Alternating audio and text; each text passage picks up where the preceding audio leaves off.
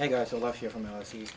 So today we're talking about camper toppers, like the one I have here behind me, which is a fiberglass, and this one has actually a glass hatch to it, and the hatch is being held up by something like this, which is called a gas strut or gas shock, but it's listed as a gas strut.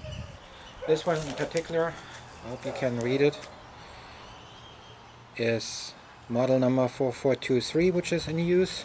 It's the same model which is actually used on the Ford Bronco. And so when it's time to replace them, one of the things you're going to run into, like 4423, this one is no longer being manufactured. And when I go back to the manufacturer of that topper, it's no longer in business. Neither do they have any parts list. Luckily I had the model number still on this one. But if you don't, what you have to do is you have to measure, oops, that's too close, from this eye point to this eye point in an uncompressed status, and then also in a compressed status from eye point to eye point, how much inches you have in length. As you can see, this one barely extends out. This one has a little bit pressure left, but not that much. Where a brand new one, like I just bought on eBay, this one has the one which actually has the detachable head, which is just on a thread, so make sure that that one doesn't come off when you replace it. Sometimes you have to do it, sometimes not, but when you compress this one, let me just hold this one quickly here. Let's see if I can compress it here.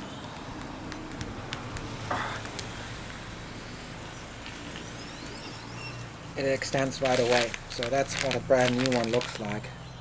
So let's take a look at the vehicle and let it get it exchanged. Alright, so now we are at the truck.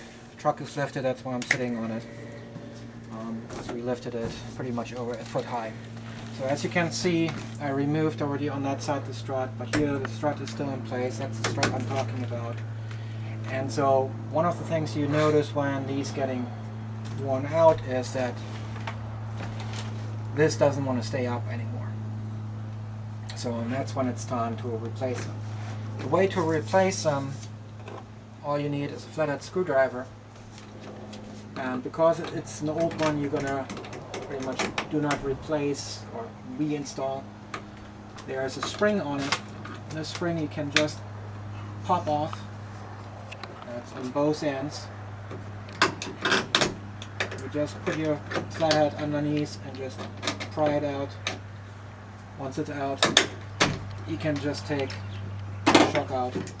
Sometimes the spring pops back in. You just work it again, get it out. There's your little spring. And as you can see on this spring, it does not even want to extend again. Pretty much it's stuck.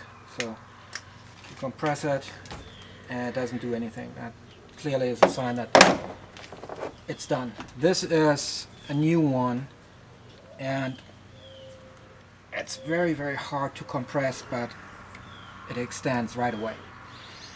So to put the new one on, most of the time, all you have to do is give it a nice smack and it pops over the head bolts. Sometimes it is tricky, especially if you have glass here. So when you put it on, you might bend it so much that you actually break the glass. So what I recommend is you go underneath this string as well and just take it out without stabbing yourself, of course. So if that happens to you, just use the flathead, push in, and get that spring pushed back in place. It should be that you just push it over the edge, but I have a problem to get underneath there from this side. There we go.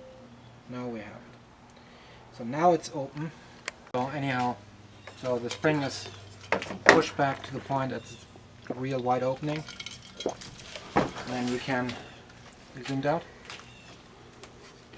and then you can just pretty much push it over.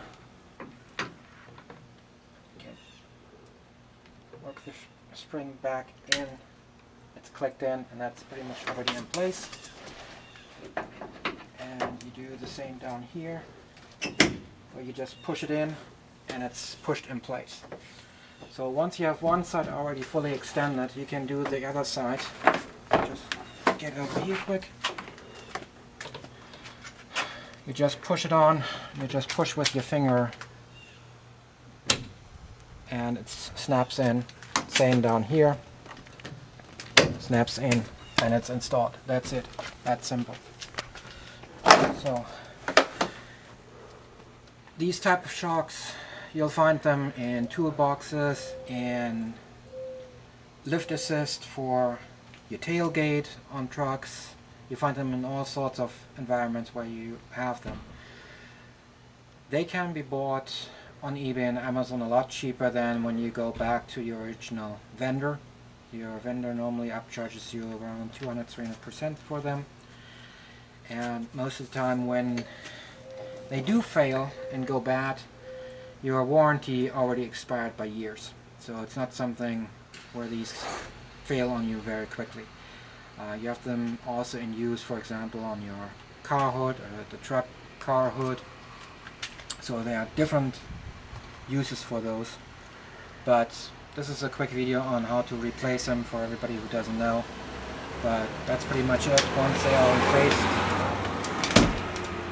now it stays, and it easily goes up on its own, so you don't have to anymore manually push up the rear ledge.